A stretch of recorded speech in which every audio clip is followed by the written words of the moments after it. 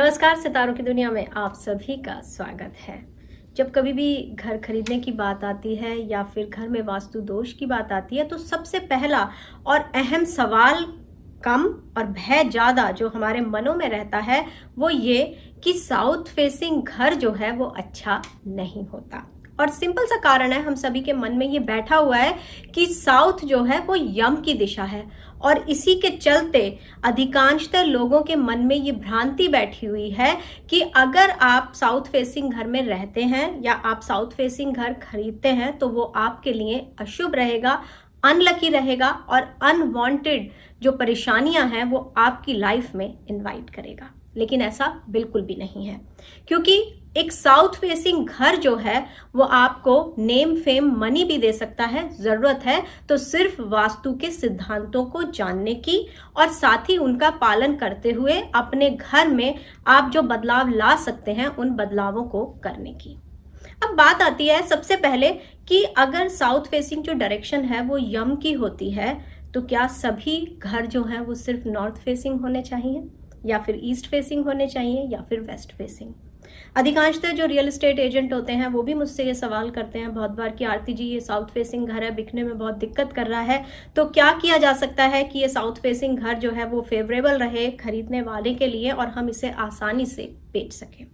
तो सबसे पहले तो ये जानने की जरूरत है कि हमारे जीवन में वास्तु के हिसाब से हर एक डायरेक्शन का एक सिग्निफिकेंस है।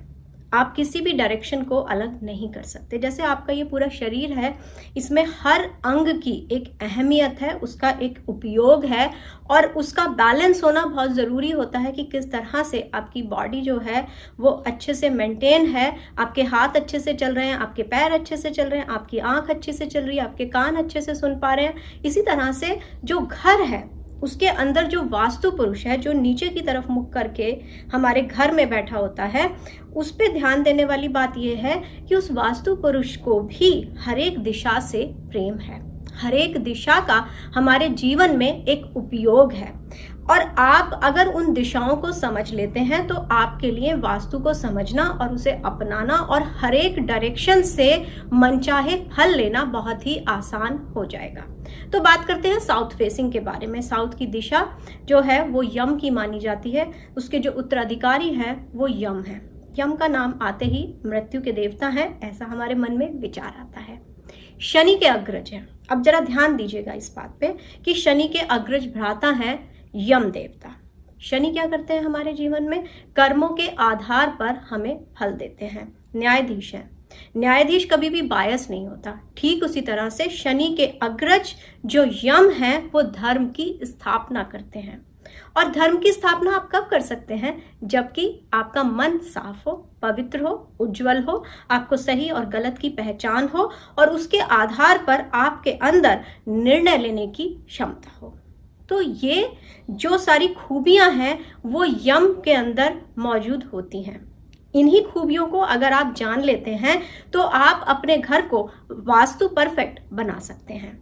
तो बात करते हैं साउथ फेसिंग घरों में और उनमें रहने वालों की। सबसे ज्यादा जो हम प्रभावित होते हैं वो होते हैं सेलिब्रिटीज से। तो जब कभी भी मैंने सेलिब्रिटीज के घर की वास्तु करी, अधिकांशतः वो जो घर हैं वो साउथ फेसिंग है और बहुतों का ये मानना है कि उस घर में आने के बाद ही उनके जीवन में सफलता जो है वो आई है, या ये कहिए कि वो जीवन के उच्चतम शिखर पर पहुंचे हैं। तो अगर आज आप अपने जीवन में कुछ भी प्राप्त नहीं कर पा रहे हैं और आप उसका दोषारोपण साउथ फेसिंग घर पर कर रहे हैं तो ऐसा ना करें।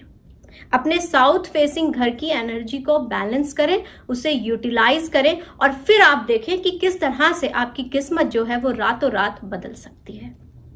तो सबसे पहली बात जो आपको ध्यान में देनी है कि जब कभी भी आप एक साउथ फेसिंग घर खरीदते हैं तो ये ध्यान रखें कि अगर हो सकता है तो उसका जो मेन डोर है वो साउथ ईस्ट में हो।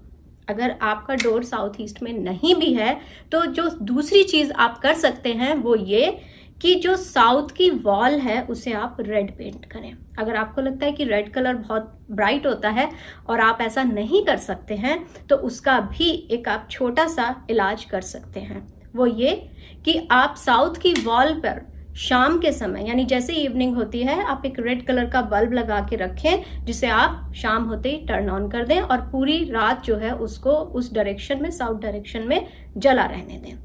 ये बहुत छोटी सी चीज है, बहुत आराम से आप कर सकते हैं साउथ की डायरेक्शन को फेवरेबल बनाने के लिए। एक और चीज जो है, मिरर मैं बहुत ज्यादा उनको प्रेफर करती हूँ, क्योंकि मिरर से आप किसी भी डायरेक्शन की एनर्जी को शिफ्ट कर सकते हैं। तो आप वास्तु कंसल्टेंट की मदद से जो है एक मिरर जो है वो भी प्लेस कर सकते हैं, जो कि बहुत आराम से अवेलेबल भी है और उसे लगाया भी जा सकता है।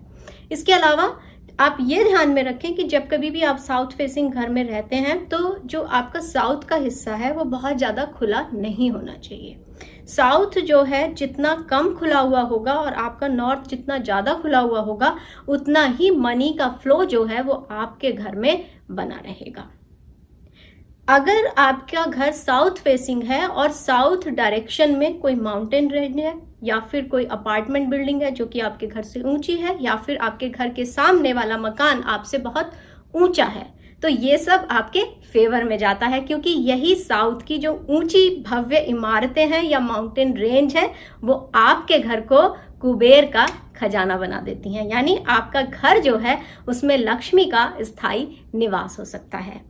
तो ये छोटी छोटी सी बातें हैं जो साउथ फेसिंग घर को फेवरेबल बनाती हैं।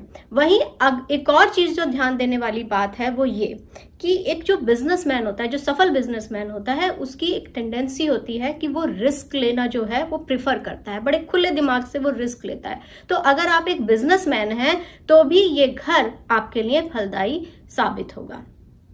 एक और बात यहाँ पर क्या है कि बहुत सारे जो बिजनेसेस होते हैं वो फीमेल ओरिएंटेड होते हैं, जिसमें जैसे आप मान लीजिए लेट्स से कॉस्मेटिक का सामान है, या फिर आप एक बुटीक चलाते हैं जिसमें मेनली जो है वो फीमेल की जो ड्रेसेस हैं उनको आप रखे हुए हैं, या फिर आपका कोई पार्लर है, वो अगर साउथ फेसिंग होते हैं तो वो भी बहुत अच्छे रहते हैं। यानी अगर आप ऐसा कोई बिजनेस चलाते हैं और आप उनको ओन करते हैं और आप साउथ फेसिंग घर में रहते हैं तो वो घर आपके लिए बेनिफिशियल है। यहाँ पर कुछ खास जो है बातें वो ध्यान देने वाली हैं कि जब कभी भी साउथ फेसिंग अगर आपका घर है, यहाँ पर जैसे मैं आपको कुछ प्रिकॉशंस बता रही हूँ कि अगर आप साउथ फेसिंग घर में रहते हैं और आप प्रोस्पेरिटी नहीं हासिल कर पा रहे हैं तो किन बातों पे आपको ध्यान देना है। सबसे पहली बात कि कहीं आपके हॉरोस्कोप के हिसाब से साउथ फेसिंग डायरेक्शन आपके लिए निषेध तो नहीं है, उससे आपका कोई ग्रह जो है वो मंदा फल तो नहीं दे रहा है। ऐसे में भी आपको भयभीत होने की जरूरत नहीं है। आप जब अपने पूरे घर का एनालिसिस कराते हैं तो अलग अलग डायरेक्शंस को आप एनहांस करके जो साउथ की डायरेक्शन की एक नेगेटिव एनर्जी घर में एक्युमुलेट हो रही है उसे आप रिमूव कर सकते हैं। तो जरूरत है सही समय पे सही सलाह की कि कौन सी दिशा आपकी दशा बदल सकती है।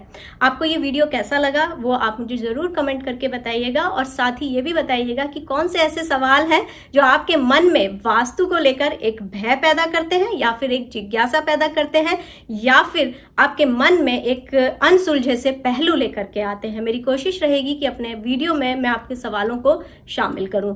तो आप इस वीडियो को लाइक करें, सब्सक्राइब करें और बेल आइकॉन को हिट करना ना भूलें। तो फिलहाल मुझे दीजिए इजाजत। नमस्कार।